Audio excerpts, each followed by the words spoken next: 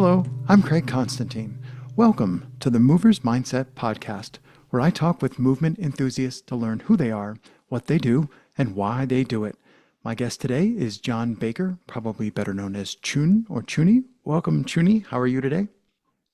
Oh, I'm doing all right. Thanks for having me. My pleasure. Thank you for pushing through the wonders of technology. I don't know.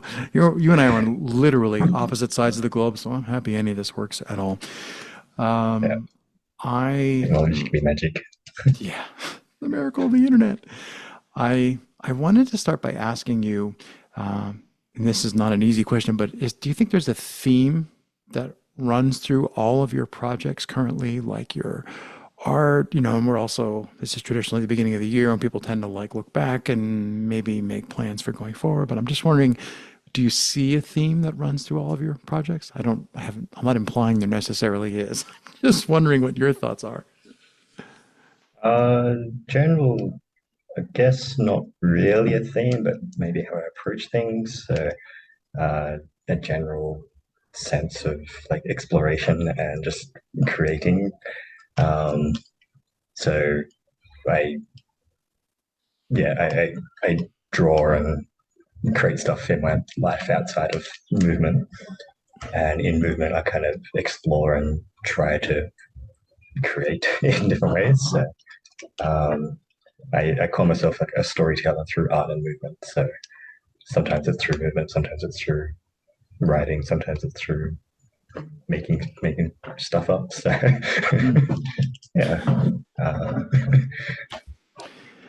How much?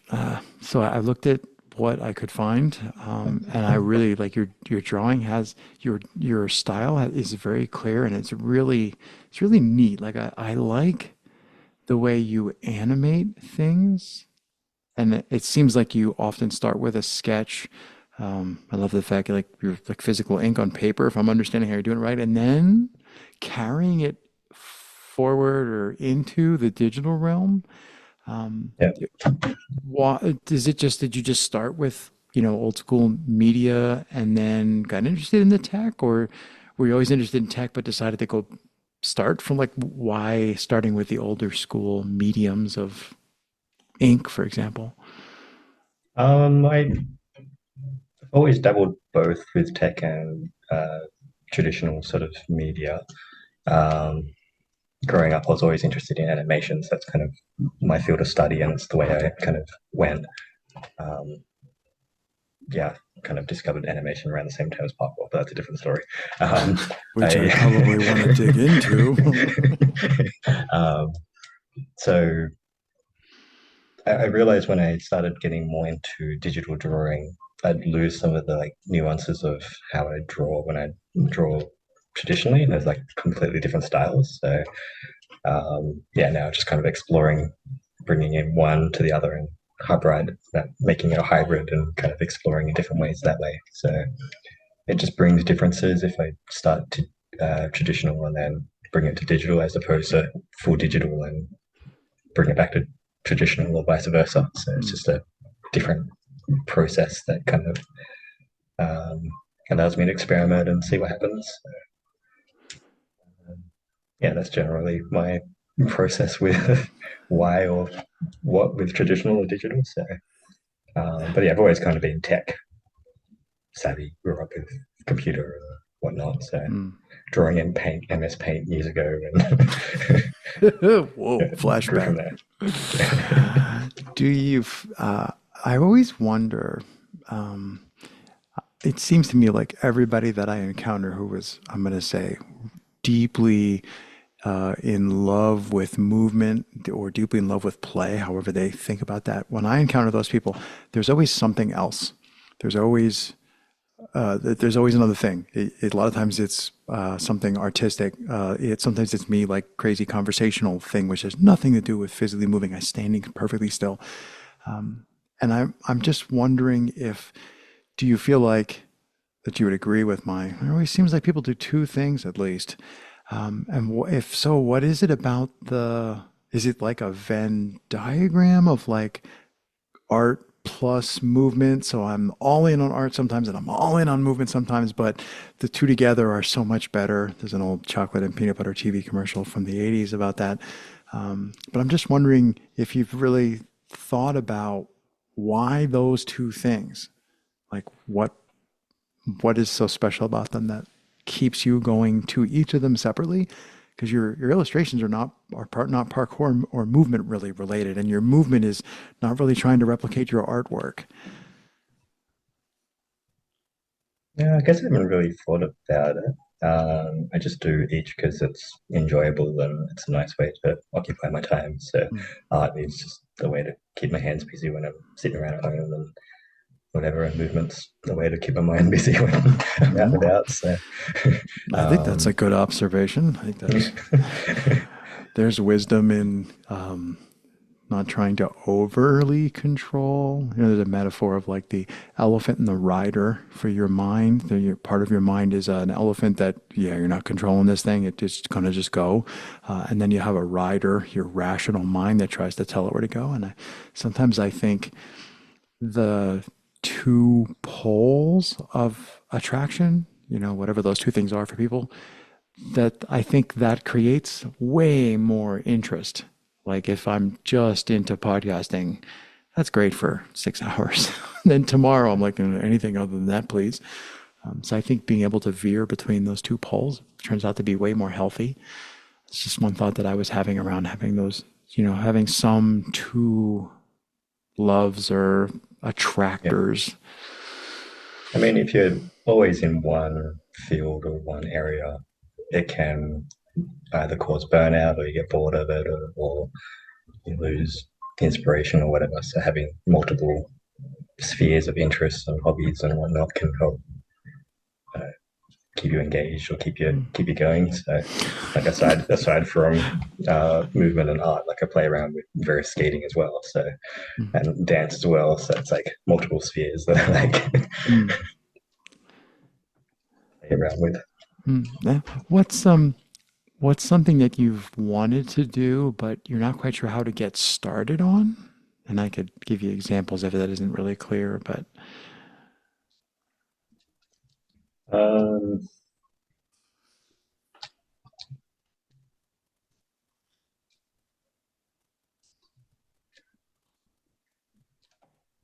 Not sure. Maybe I guess kind of hybridizing everything into something that I can follow as maybe a career path or something. So ideally, I would like to be able to be able to move, be creative, and help people as like a three sphere thing that I think would be, I guess, sustaining for myself mm, and kind of mindset. But I just haven't figured out a way to bring them all together in.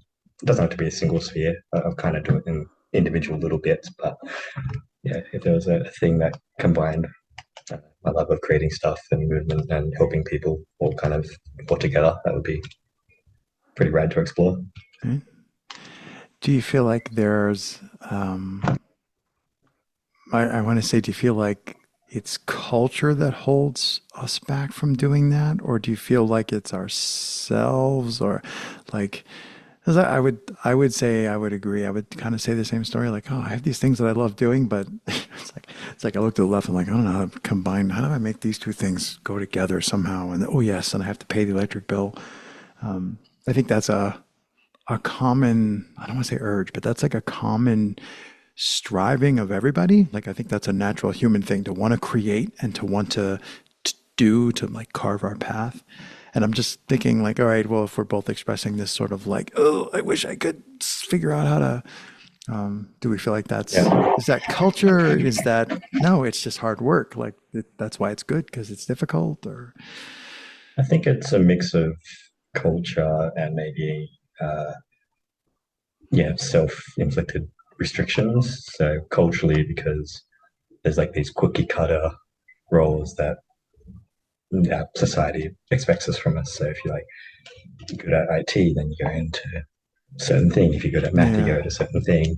Or there's particular roles and I guess jobs in the world that are money making sort of thing, and anything outside of that is strange or uh, not normal or maybe frowned upon, or maybe not frowned upon, but like yeah, given kind of the side eye, being like, "What are you doing?"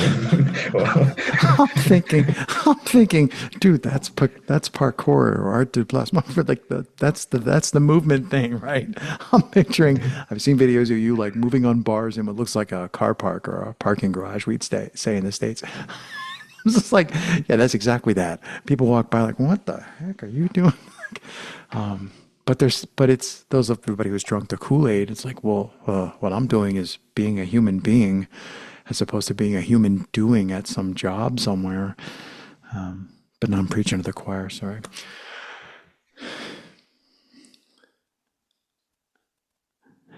Do you feel like you spend more time? So here's a kind of a compare and contrast question.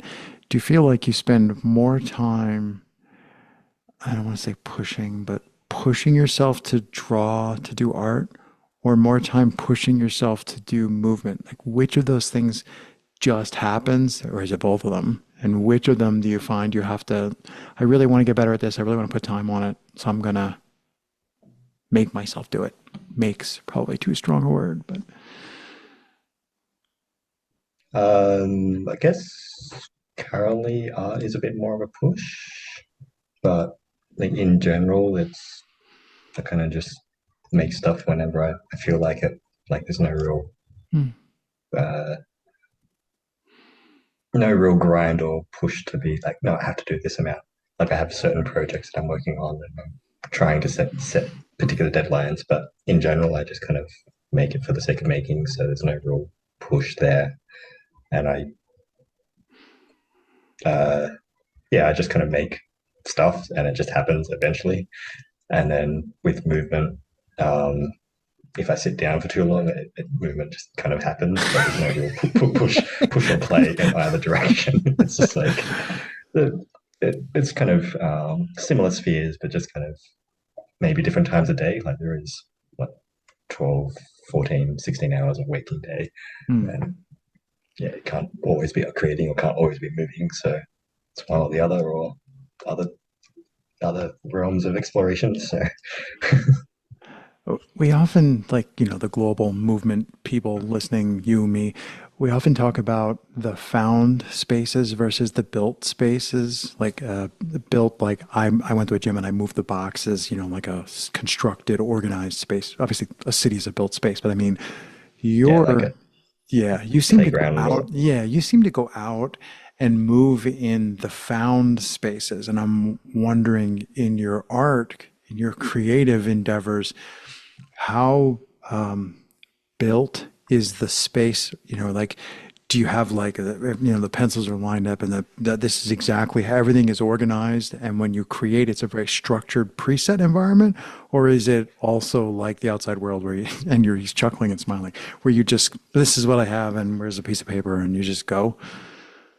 yeah, more the latter of just like grabbing whatever I'm going. Um, in general, in life, I'm pretty improv and just go with the flow. So with parkour movement, I just go out and find a space and just make it up as I go along. Hmm. And same with art. Like I don't always have a final goal in mind. Sometimes I have a general idea. Sometimes I just draw a shape and see what happens. Sometimes I have a loose idea. It really depends on um, the time of day and the mood and who knows what else, how much I've eaten that day, whatever. I've been talking for some reason recently. I've been on a kick talking to people who were in Australia. I think I've talked to like three people in Melbourne now in the last 3 weeks for different shit. But I'm just like, how did I get on the Australia kick? Can you walk me through what this? I mean, I know how the seasons work, but I mean, can you walk me through what the seasons are like? Like here, I'm in Eastern Pennsylvania. It's like 2 hours west from New York City.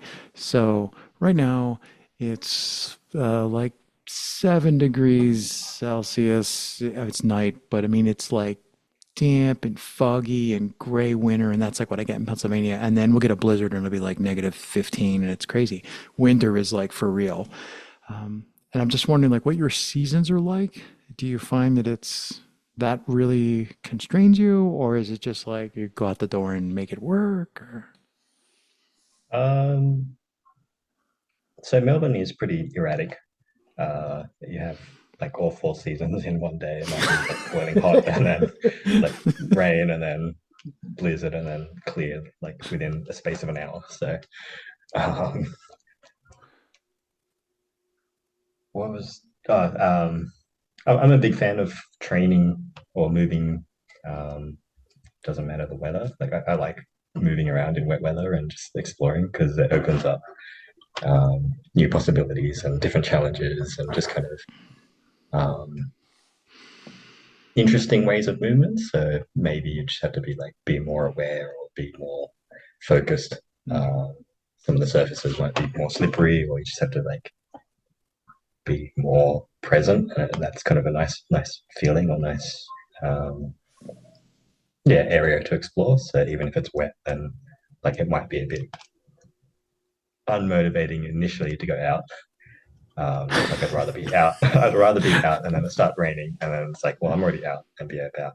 Then if it's raining, it's more like, I don't know if I'll head out. But mm. once I do head out, it is quite nice to kind of explore. Um, yeah, moving in the rain and seeing what happens. Well, it doesn't have to be rain, but whatever the weather. Hmm. Yeah. Um, are you regularly, I don't know how long you've been in one place, but obviously if you're in a city, it's like, well, there's lots of places to move and play. Do you find that you're drawn to the same places over longer periods of time? Or I know some people who are like, they go out and they're like, today I'm going, and they like pick a direction, they just like go and find something in that general direction. Or are you generally like, I would go for a run, and then when I'm running, when I feel like engaging, I engage? Like, how does an actual session develop? Um, it really depends. So for myself, um, there's some days where I have like my comfort training areas where I don't know what I really want to be playing with, so I go to my current comfort training area to warm up or play around with.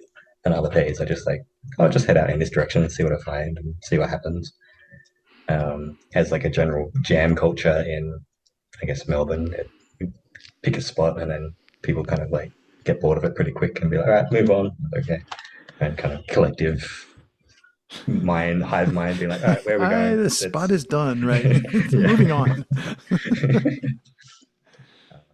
Which I always find interesting because I tend to like spending time in a single spot a bit longer than I guess more folk. I get a bit more warmed up to it and start playing, and then everyone's like, all right, spot check. And it's like, really? We've only been here like an hour? Like, we're only just like getting started.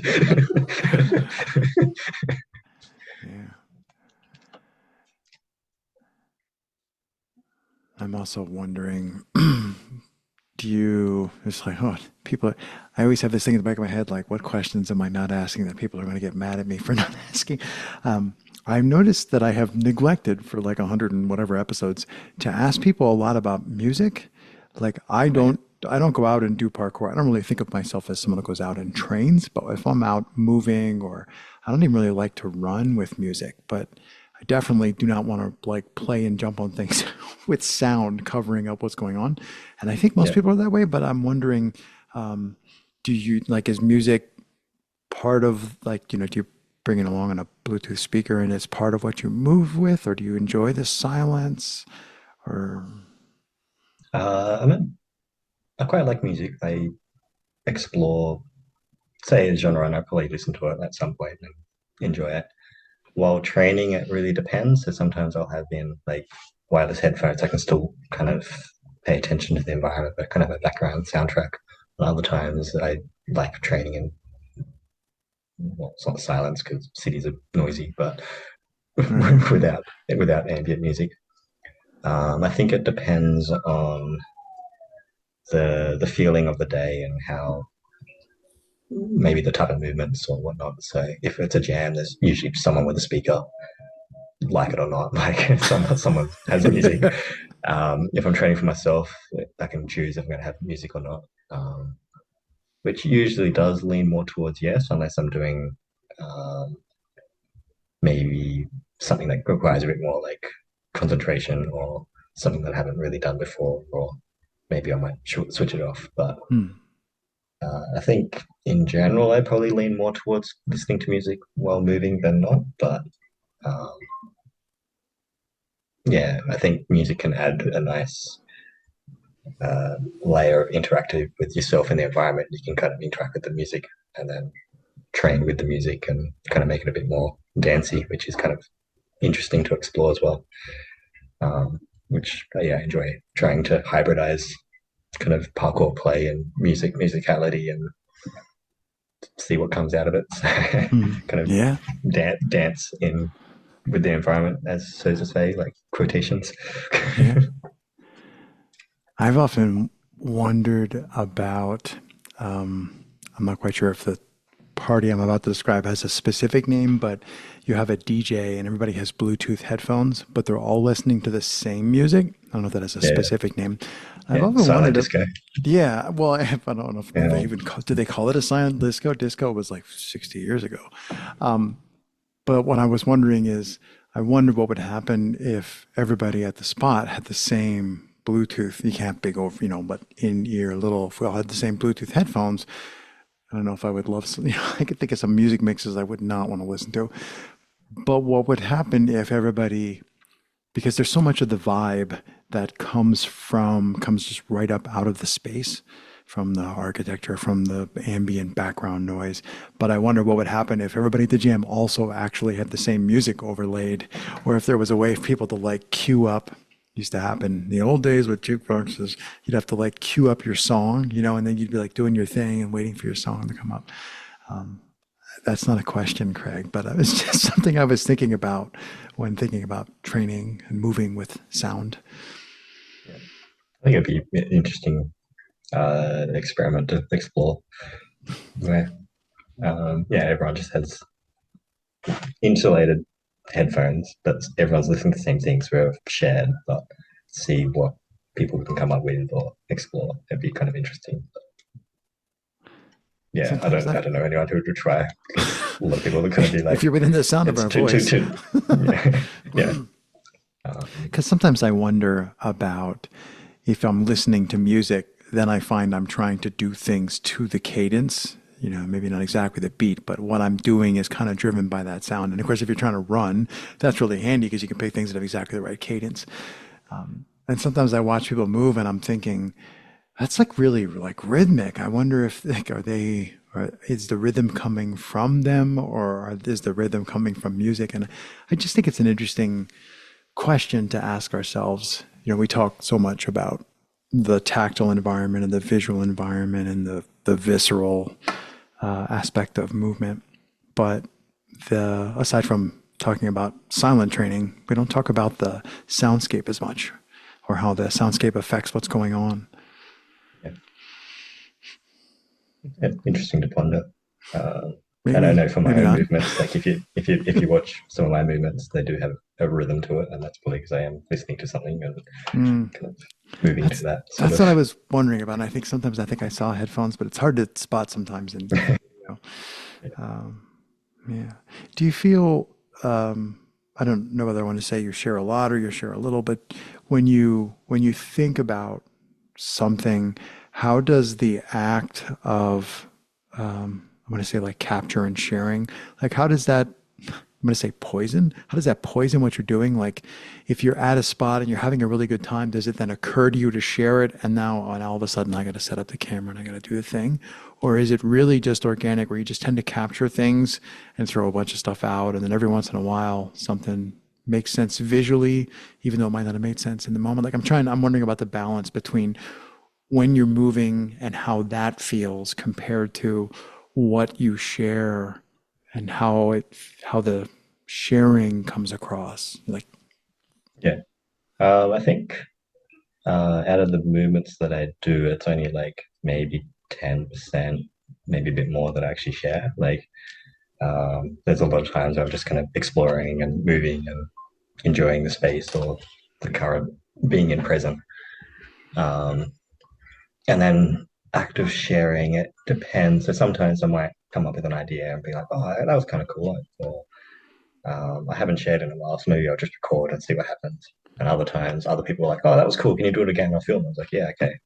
So it really depends on like training. Like if I'm training by myself, I more often just move and then, oh, I did it like 2 hours today. I didn't film anything. Oh well.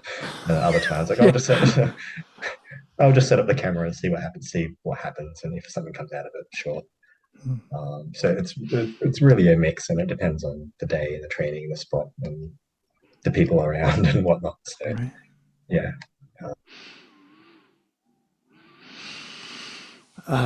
Random things that come to mind.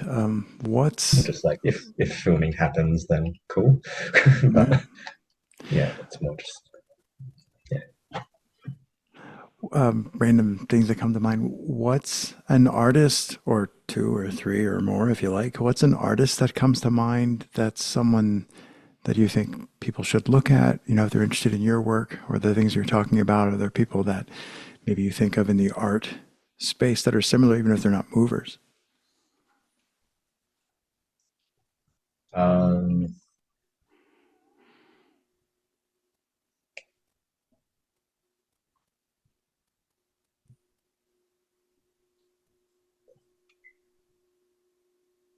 I mean, there's a bunch of artists that come to mind through just like Instagram handles or whatnot. I can't quite think of their names at the moment for like drawing or visual artists. Um, yeah, short answer, I don't know for, for artists. I would better give you much at the moment. um, yeah, short answer is I don't know. Sorry. No, it's all good. It's a little tricky to figure out what people are thinking. Um, what's because when I pause, it's not because I don't know what that. It's I have too many ideas. Yeah. I'm thinking like I got lots of really rapid fire questions. Like, what's something that people get wrong about you?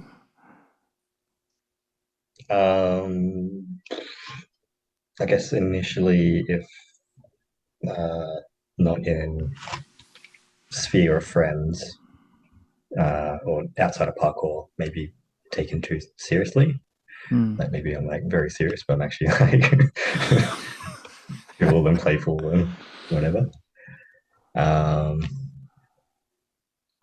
yeah, that's kind of the only thing that comes to mind. Like I don't know if that's the case anymore, but that's what people used to kind of be like, "Oh, you're very serious, so intimidating," and then got to know you, you're very playful. But maybe that's changed. Maybe I'm more not like that anymore. Who knows?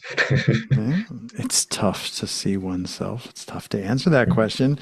Um, if I asked your friends what your superpower is, what would your friends tell me? Calming energy. Hmm? Yeah. All right, one more. This one's really hard. If you woke up tomorrow morning and a miracle had occurred, you don't have to describe the miracle, but you wake up tomorrow morning and the miracle of your choosing has occurred, what does the world look like after that miracle?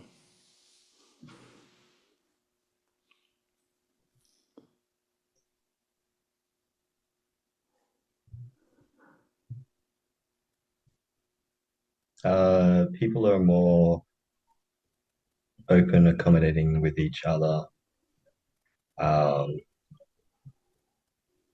and able to, I guess, share experiences or resources or experiences together. So kind of more open and collaborative world. Hmm. Yes, please. How do we make that happen? I know, I know. That's a great answer, June. Yeah. Any other last parting thoughts or questions before I say what everybody knows I'm going to say? Um, nothing. Too many things come to mind. Not that nothing come to See, it's not easy. Press record. It's like this matters now. What we say mind. Yeah. doesn't really matter. Nobody's listening. Nah. Nah. Uh, nah. Just go for it. That's also a good, The polite version of the button. Awesome. Yeah, terrific. All right, I'm just watching our time tick away. And I will just say, and of course, the final question, 3 words to describe your practice. All right, so the first one comes to mind, which is pretty cliche, but is playful. It's important to be playful and exploring and not be so serious. Um, yeah. Next one is softness. So I like, I guess it comes out of being injured or in the past, but trying to be softer with movements and softer, I guess more gentle in general. So, um, yeah. And then the third is, I haven't decided, but collaborative or curious. So usually with movements, I like, or like movement spheres, I like to inquire what other people are Mm, exploring and then, uh, yeah, gain ideas from them and maybe share experiences with them. So, like, even though a, a coach in the parkour world, I like to ask students, like, what have you discovered? And like try to learn from them. So, kind of curious and collaborative in that sense. So, um, yeah, playful softness and curious collaborative would be my answer. terrific. Those are 3 great ideas. I always like when people smash things together. I'm like, oh, hyphens are free. I'll just put the hyphenated thing on the end. It's great. So as I said before, thank you for taking the time. It was really cool. There were several people who said, you need to talk to this guy. I'm like, okay, okay, I'll get right on. I'll get right on. And it was fun. It's always fun to see people move, like see some of the things they've done, but then they get a chance to spend some time talking. So it was really a pleasure to meet you. And thank you for taking the time. I hope you have a terrific 2024. Yeah, thanks. It's been great. Hopefully, the rest of the people that you chat with are explorative and curious. And yeah, thanks for your time.